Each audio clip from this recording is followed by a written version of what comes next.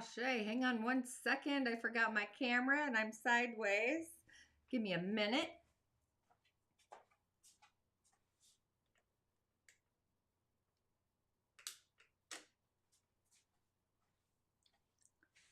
And there we go.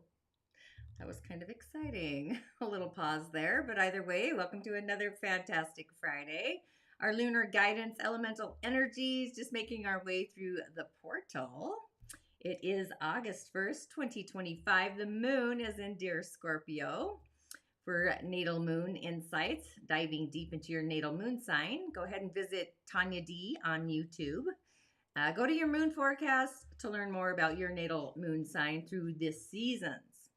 For example, we're in the season of Leo, which is the heart center, the sun, yang fire, and the moon in Scorpio. The moon is squaring the sun. So this is like the first quarter moon for Scorpio natal moon during Leo season.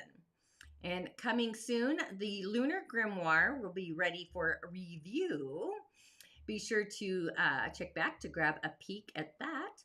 And if you are new here, my name is Tanya D, and I am your host, the Tanya D, and welcome to my weekly live show.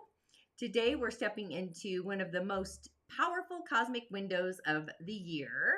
The Lionsgate portal has already been activated. However, this is a time of alignment, activation, expansion, where the energies of the sun, Sirius, and the earth really come together to open the gateway for higher wisdom, spiritual growth, and manifestation.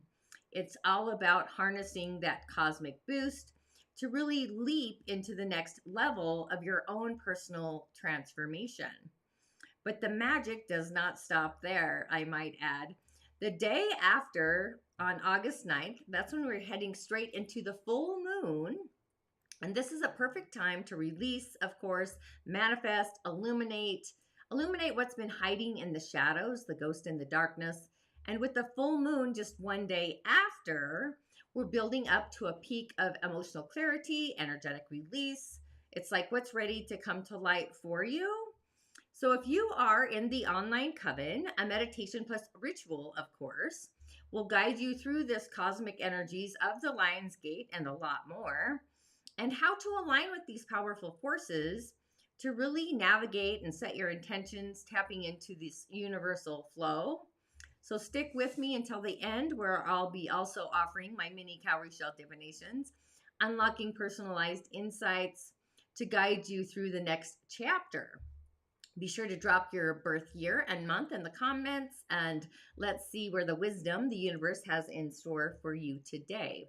But let's dive into this powerful cosmic energy and see what's magically unfolding for us. So this week in particular, the celestial bodies invited some very deep introspection, emotional nourishment, and even some intuitive breakthroughs. And as the week converged or came together, offering a very rich tapestry of self-reflection, emotional care, and possibly those potent intuitive insights if you're aware. And the forecast offered a soulful immersion, self-discovery, maybe some emotional abundance, a reverie, but also profound or prophetic intuitive awakenings. So Venus in Cancer, which is a focus on home and heart, a return to a sanctuary, a sacred sanctuary. It's the heart's retreat. Started on July 30th, and then Venus moved into Cancer, shifting our focus inward. So instead of the bold outward expression of Leo season, Venus in Cancer reminds us that true fulfillment starts in the home, in the sanctuary, even in the body. The home being the body, right? The vessel within our emotional core. So you may have already started to feel more sensitive, tender, nostalgic, the memoirs. So it's easy to get emotionally entangled. So strong boundaries are key, energetic boundaries, emotional boundaries, to really ground this energy and prioritize your physical well-being by decluttering your space, seeking emotional clarity, probably with yourself, because sometimes people can go down the rabbit hole there. But simply practicing things like tidying up your space, cooking a nourishing meal, and taking in a nourishing meal, even a gratitude journal, that can really anchor us in a magical ways. And Venus journeys into the comforting energies, the embracing energies of Cancer, and that's drawing those desires for love and beauty. It's like pulling it all inward, moving us. It just feels like the tides, like the fluidity of water, like Leo's radiant show is like cascading the sun upon us. So this transit is whispering gently that true fulfillment is blossoming within these sacred spaces of our home and our heart, the heart of our bodies, even our heart center, right? The relational empathy. So you may find yourself more tender, again, the memories, and really prone to some deep emotional connection. Without clear emotional boundaries, these energies often intermingle. So it's always like, is this me or is this them? But the key is to anchor into our bodies and purify our dwelling and really clarify our emotional waters. Maybe go to the waters, do a water with a ritual in the waters. Those simple ones, heartfelt rituals, preparing offerings or a nourishing meal again. And those quiet moments of authentic gratitude really resonate with this energy. So focusing our shifts from the outward dazzle to our inner solace. It reminds me of like soliciting our own inner solitude. So this is just a transit where it's encouraging us, not just for the beautification, but more of the connection in our own personal sanctuaries, emotional landscapes. In Leo season, it's the sun. We all shine somewhere, right? The sun shines upon everything. So this is this champion energy that it's bold, it's visible. And Venus in Cancer is like literally the gentle winds of reminding us that our deepest nourishment literally begins at home in the center of our house. So you, like myself, may have noticed some heightened sensitivity. Again, the memories been more nostalgic. Maybe there's a tendency to merge emotionally. But without clear boundaries, these energies can feel murky or muddled or foggy. And really, the remedy just lies in grounding our bodies and purifying our space and cultivating some emotional clarity. Again, just simple rituals, whether it's preparing a meal, journaling, gratitude, a blessing bowl, they all integrate with this energy. And then Chiron's also off on holiday on the same day, the 30th of July. So this is a time to really embrace our healing journey. And Chiron, retrograde in Aries, this is intensifying our internal healing journey, internalizing our healing. So possibly expect to revisit themes of those unspoken truths. Maybe there's some deep-seated hidden anger, some unresolved aspects of your own identity, your ego identity. So this is not a cause for alarm, but instead it's this prophetic invitation for some self-reclamation, like reclaiming your own vitality, your own identity, and maybe reflecting on how authentic you are really expressing yourself, or where can you step more fully into your personal power. And Chiron unveils the healers. It's the healer's call, the wounded healer, right? We have to address our wounds. So on the same day, we're kind of being called into this deeper landscape of inner healing. So these are themes around those unspoken wounds that are simmering, the frustrations, the very core of our identity may rise and percolate to the surface. Yet, again, this is no crisis. It's a very powerful, not just an invitation, but it's kind of like an initiation to reclaim our inherent agency and reflect. Like I would recommend reflecting on your own authenticity, your voice, speaking your authentic truths, and how clearly are you expressing your deepest aspect of your soul or yourself, and deepening the call for not just inner healing, but maybe some ancient wisdoms. So again, I just want to say, expect those themes around suppressed anger, silenced voices, when somebody tells you to be seen and not heard kind of shift, and just those unresolved identity wounds to kind of really come to the surface.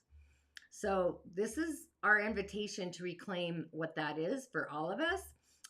Check in with yourself, your own expression. So it's like, are you speaking clearly? Are you speaking authentically?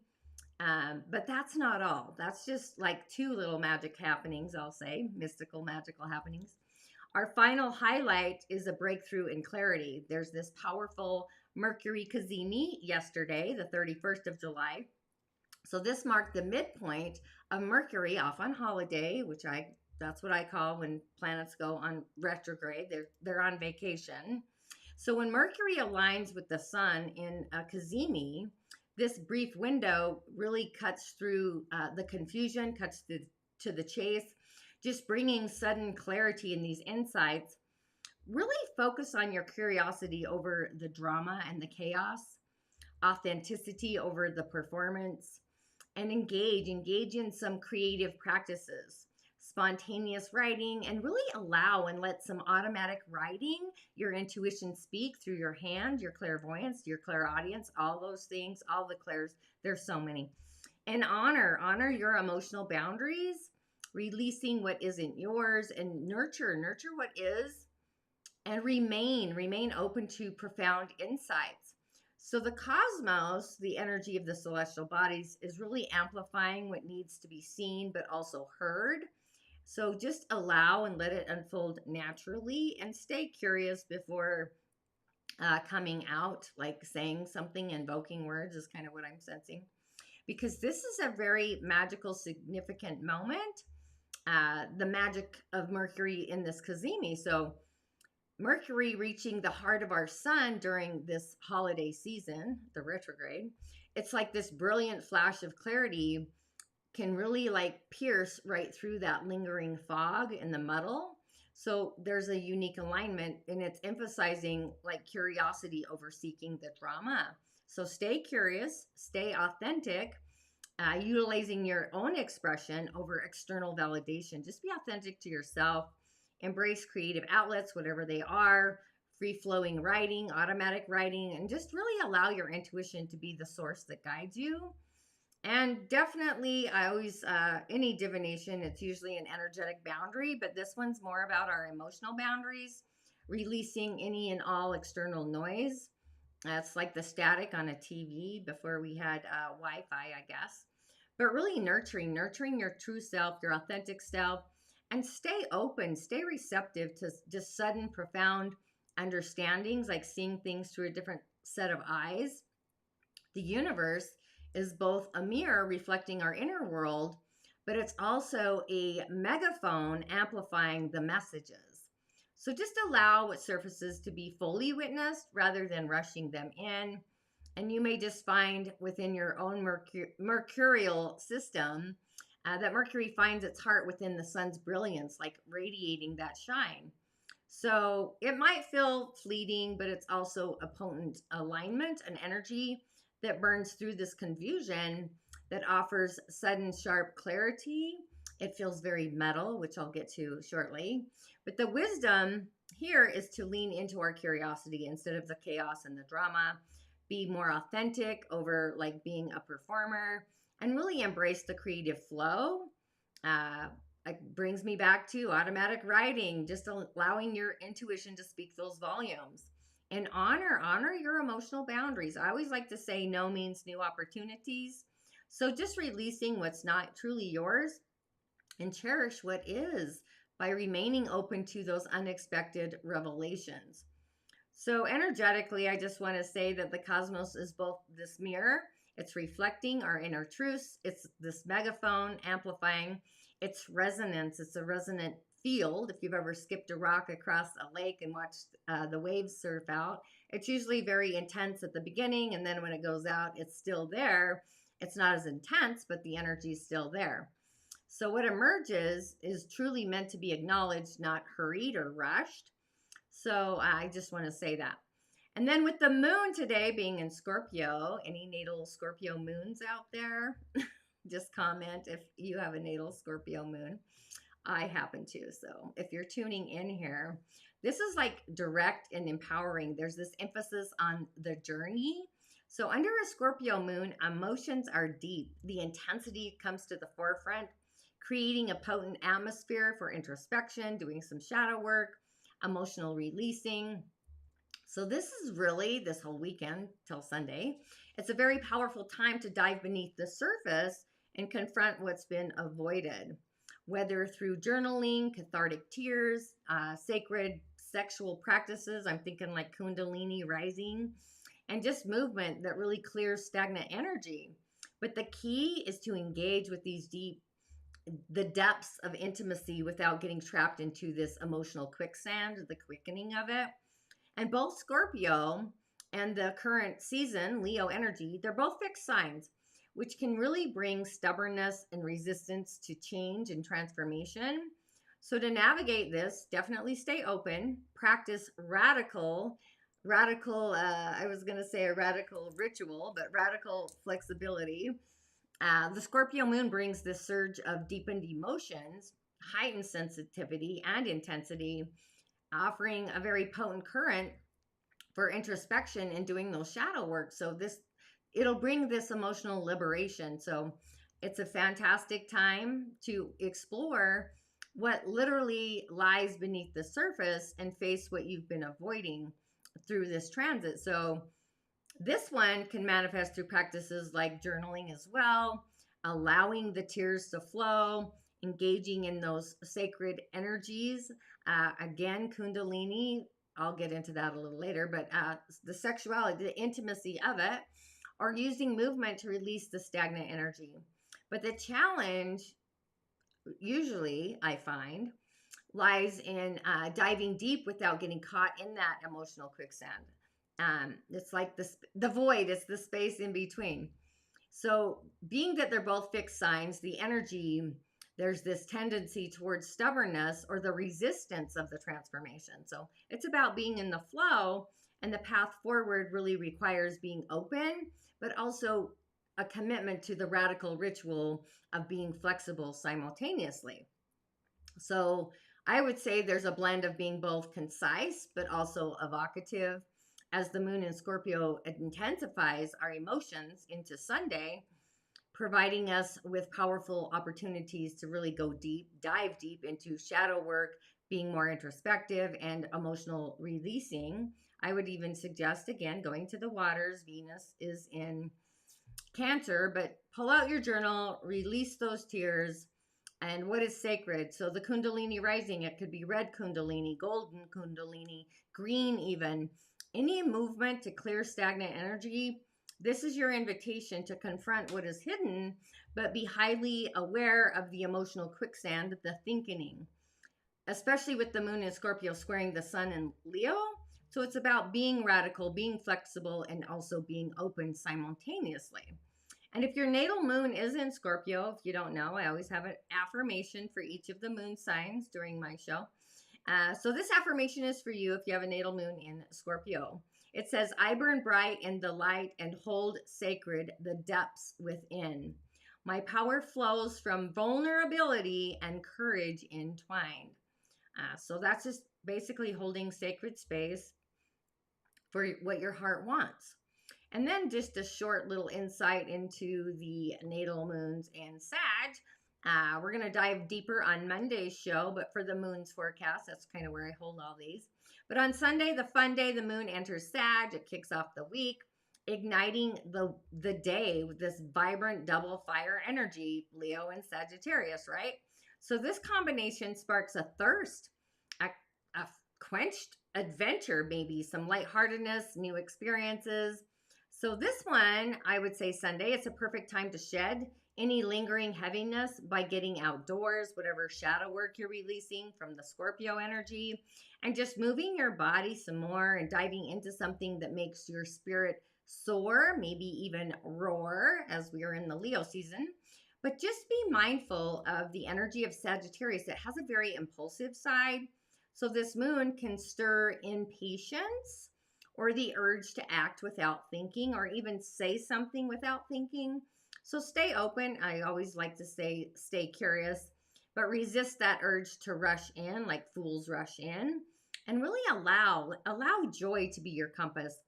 You know, movement to spark momentum, not burnout, like so you're in the flow.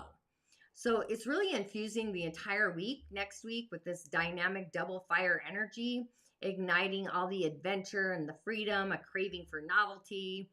I would say, like, just to get the charge going, it's going to be a moment to really shake off any heaviness by getting outside, going for a hike, moving your body, embracing activities that really make your spirit feel free and flow.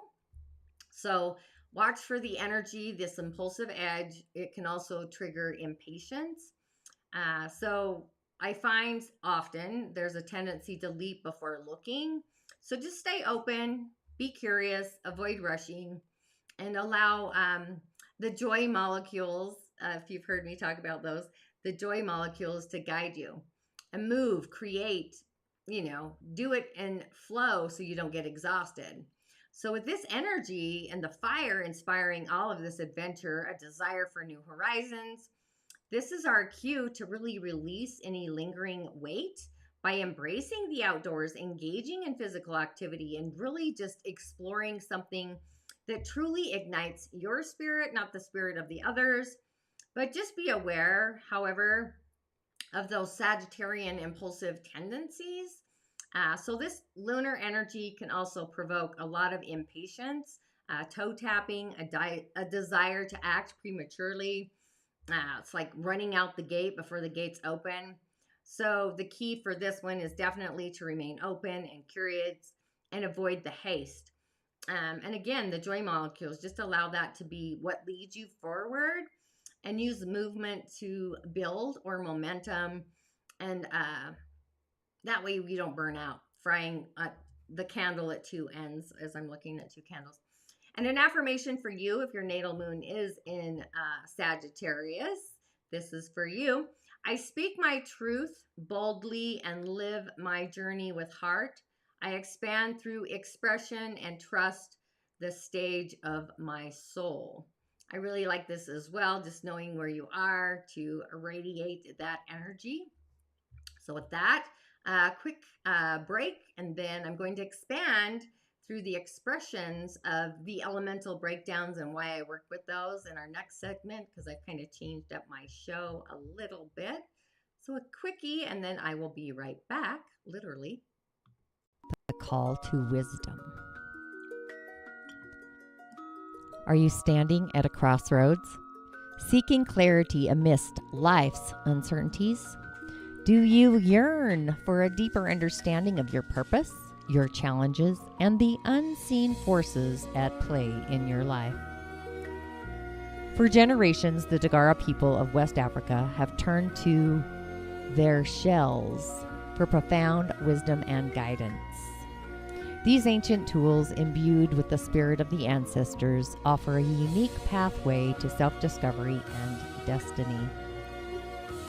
As a certified cowrie shell diviner trained in the sacred Dagara tradition by the revered Elder Malidoma Patrice Somé, I am honored to be a bridge between your world and this ancient wisdom.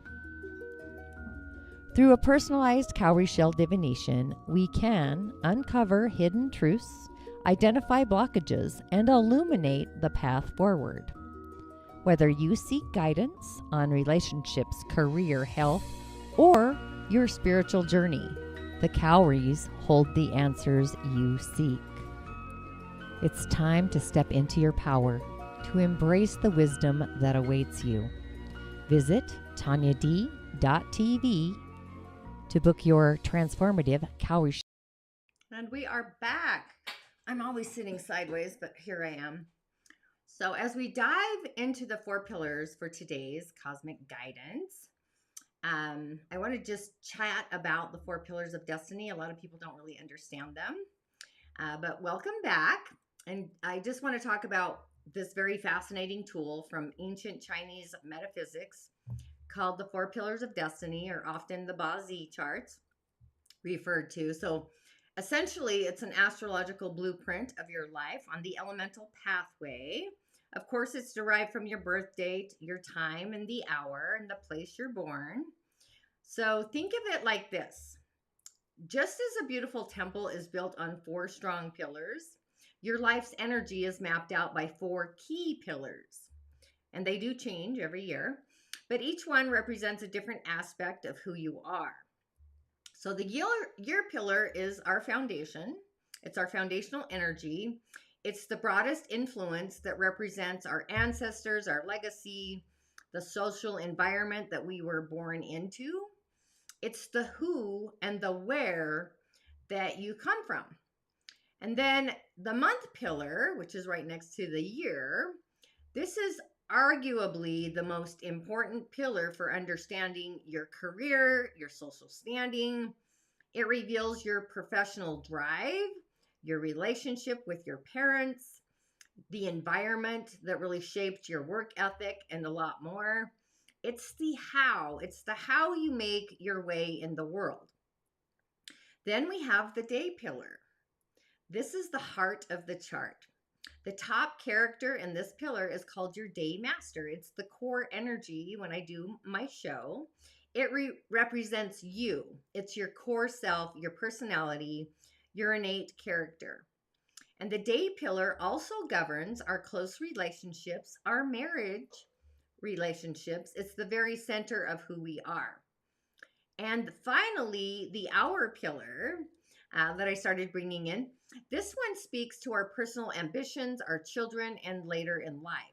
It also reveals our subconscious thoughts, those hidden talents. It's the what. It's the what you aspire to become in this timeline. So together, all four of them, each made up of what's called a heavenly stem and an earthly branch, which is the elements or the animals, they all create a very unique picture of your elemental balance. So we're kind of talking about the 5 elements, which are wood, fire, earth, metal, and water. The relationship between all these elements are the celestial airwaves that really shape our life's opportunities and challenges simultaneously.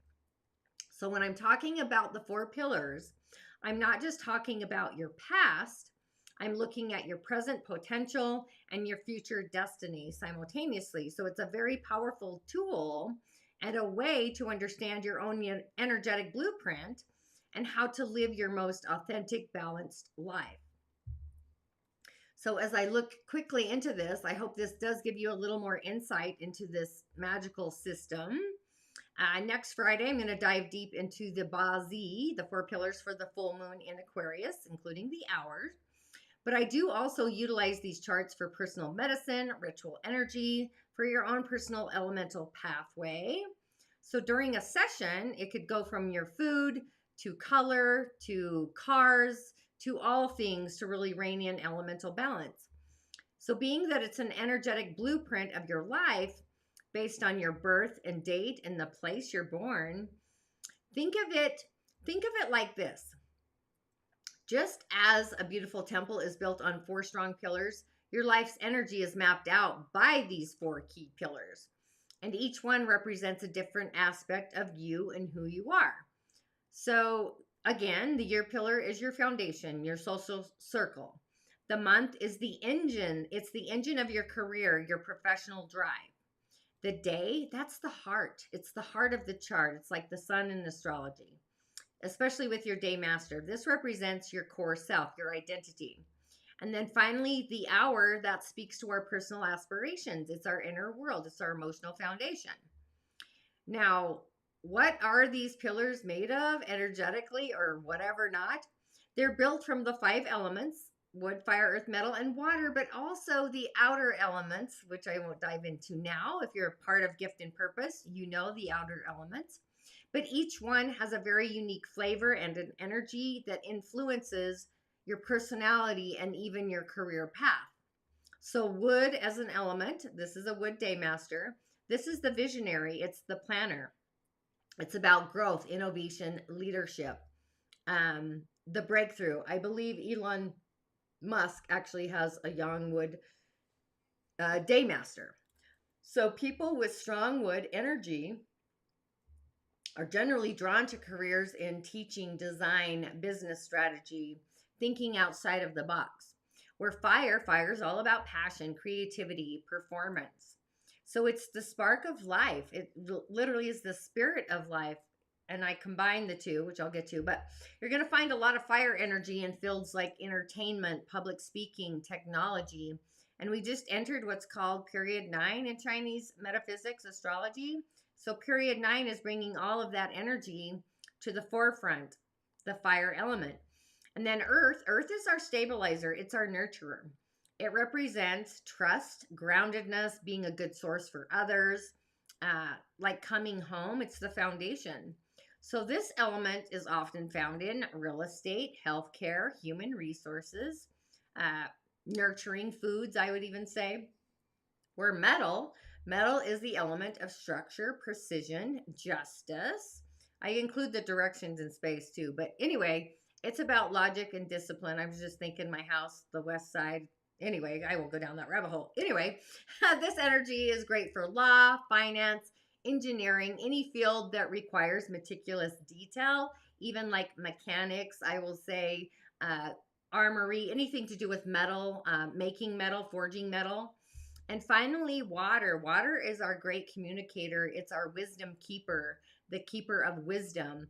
It's about intuition, adaptability, being in the flow of information. So people with strong water energy often thrive in media, consulting, or even the arts.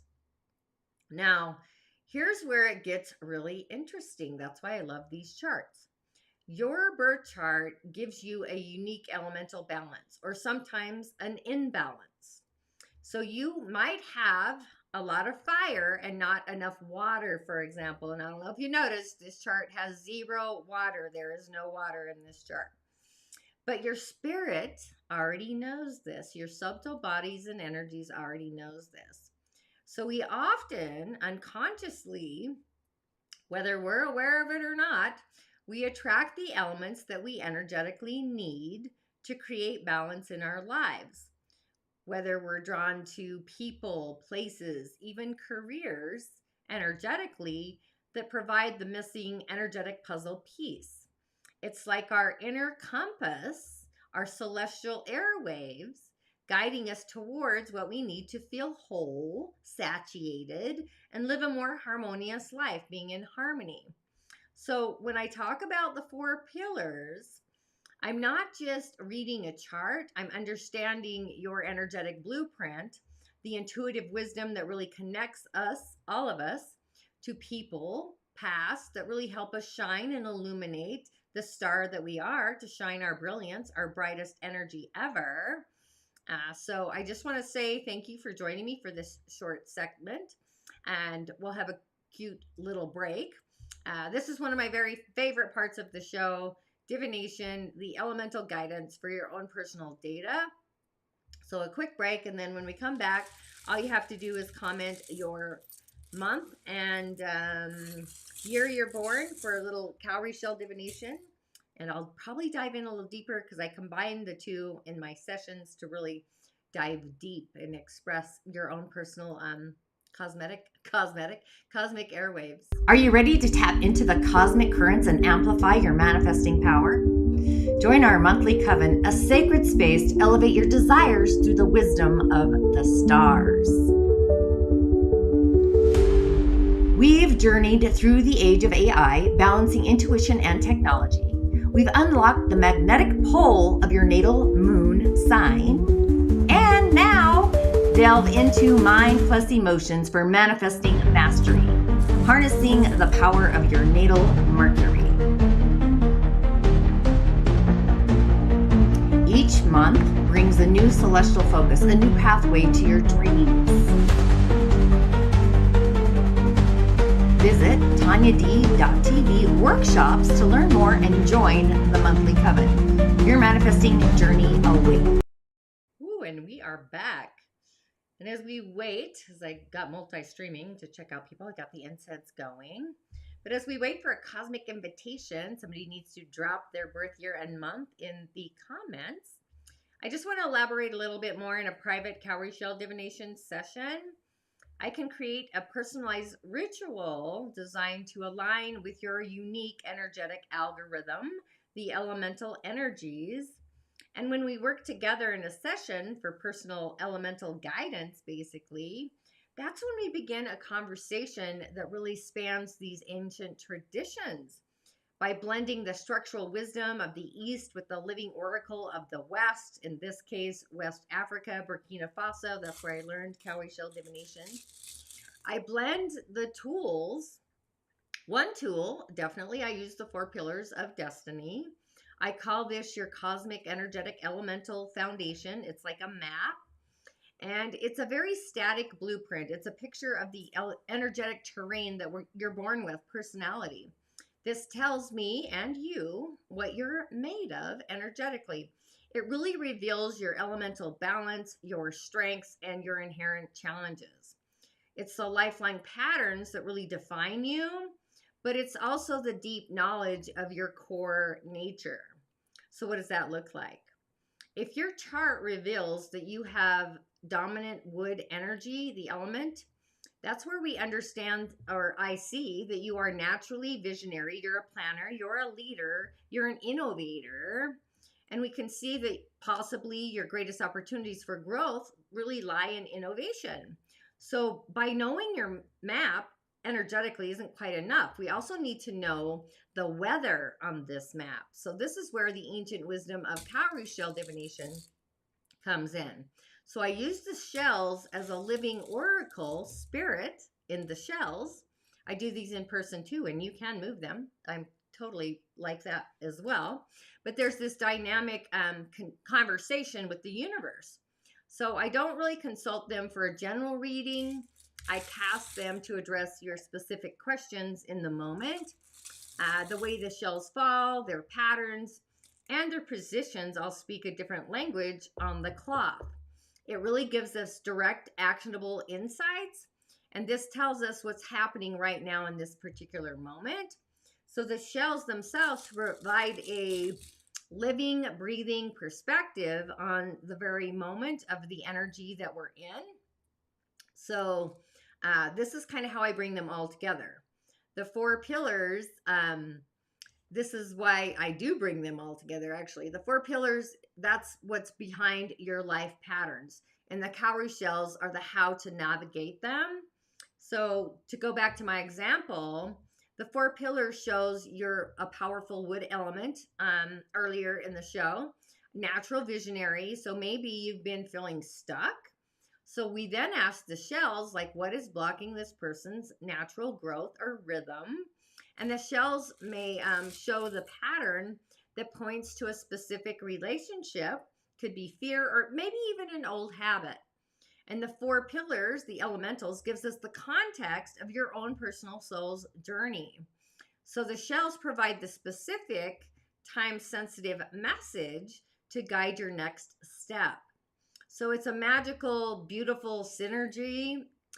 So to just honor the wisdom of your own cosmic blueprint while listening to the immediate guidance of the universe through the shells. So it's kind of a dual approach, allowing me to not only understand your elemental self and who you are, but to really use this knowledge to make a conscious, empowered choices. So it really does, it is this cosmic spirit conversation, spirit to spirit, that leads to personal wisdom, ancient wisdom. And I believe spirit is everywhere and in everything. But the shells, in their honesty, may also reveal where adversity is on the horizon. So they may point to the challenges, a roadblock, there's a variety of things, or even a heavy energetic force that we must contend with. So this is not a message of fear at all. It's a message of preparation, preparing yourself. And for this, we move from understanding to this powerful kind of tangible form of action, where ritual as a prescription. So the elements are not just descriptions or ideas of things. They're really living spirit forces that we all can engage with. I just happen to do it a little differently is all. And when the shells highlight a specific adversity, then I kind of like to look at your 4 pillars to see where your personal elemental system is out of balance. And the celestial bodies, the planets, play in this as well. So, for example, the chart we had today had scarcity of water element, had none, 0. which governs emotions, intuition, flow. So the shells could indicate a period of emotional turmoil. So our ritual may be as simple as spending time in nature by a lake, taking a sacred bath, like connecting with the spirit of water, consciously invoking into water, hydrating using water, focusing on reflection. It could even bring in minerals, just saying. So energetically, we're using every element that you may need to bring balance back into your life, or whatever the Bozzy chart happens to show. So we have Robin. Robin, have I read for you before? Robin Shapiro, April 19th, 1959. So in the Dagara cosmology, you're part of the Earth clan. Maladoma always said that men build the houses, but women make them come alive. So you are the nurturer. You are like the healers of the home. People probably come to you naturally. Again, nurses, real estate agents, it's earthy things. So that is you. And being a Pisces rising born under the Aries sun. So that energetically tells me you're probably seen as a spirit mama, similar to myself, maybe a little different. So I could see that. In Aries, I bet you're revisiting some wounds. And with Chiron there and Saturn, it's like, what does my heart want to commit to? What do I identify with? How do I not want to identify? Those kinds of energies. And knowing you're born in April, again, that feels earthy to me. So I'm sticking with the earth. Like, that's your foundation. You got to keep your foundation solid. So emotional boundaries, intuitive boundaries, Pisces, discerning the cosmic communication.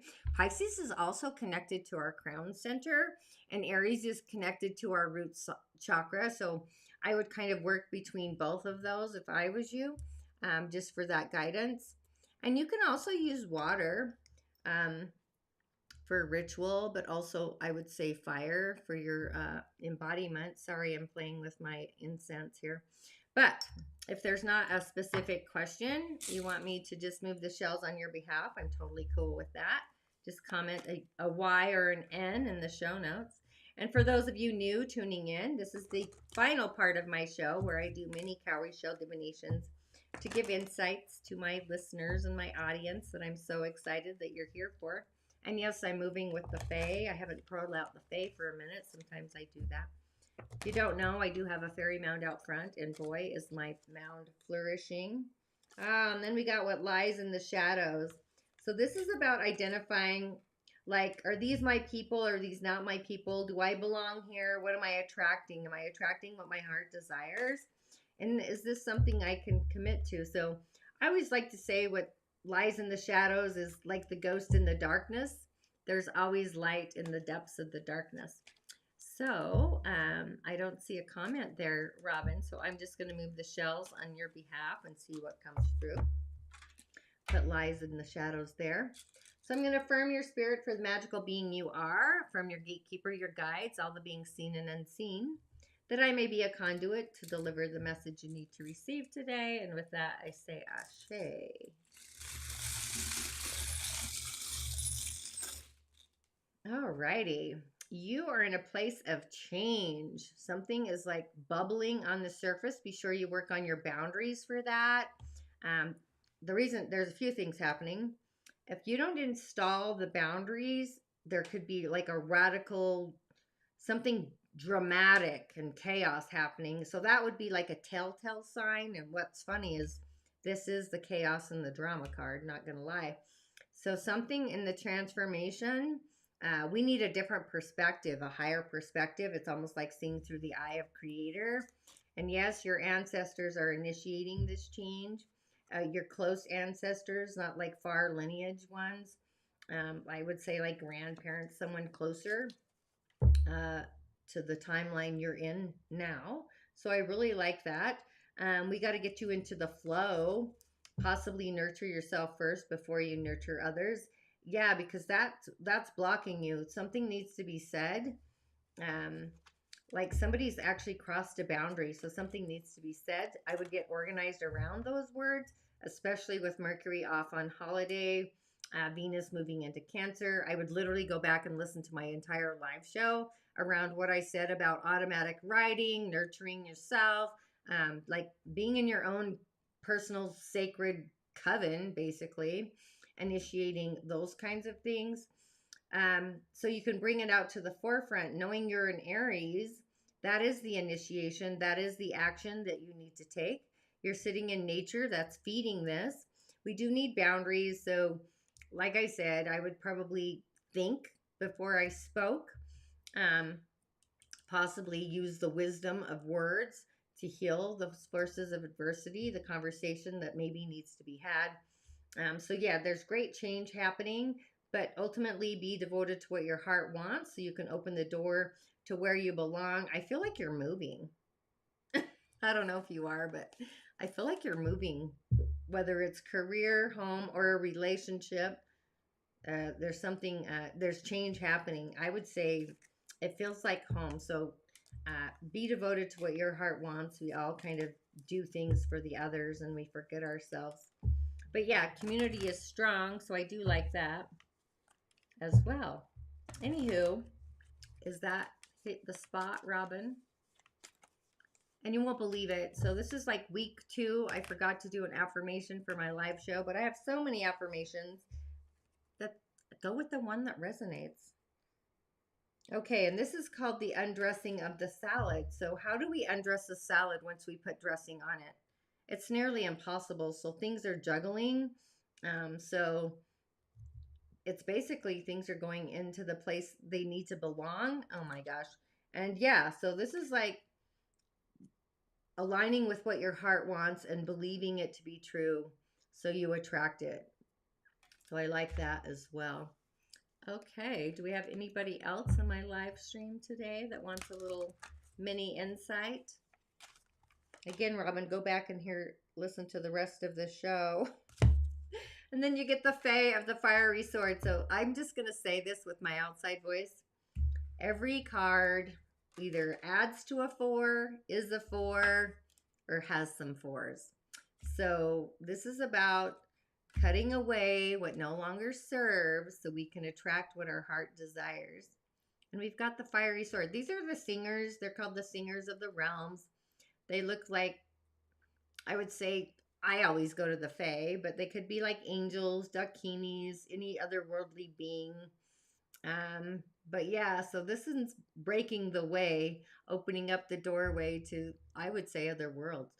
Just get rid of what doesn't serve and then move it all forward. So I really like that. What a fun day. Okay. If I don't have anybody else live streaming, be sure to rewatch this one, Robin. Give you some insight and some ideas, some rituals. Join my coven. I can't wait for this next ritual that I'm putting in there. And ritual, we're always in ritual, basically. Some of us, anyway, speaking to the other world. But with that, ashe and blessings. Thanks for tuning in. I try to keep my shows about an hour long. As always, and tell your friends. I always go live on Fridays. Friday's my live show. I always go live. So I really like this as well. So yeah, I'll see you all on the other side. Blessings. Thanks for tuning in. And yeah, I guess that's it, since nobody else wants to tune in. All righty. Okay. Blessings.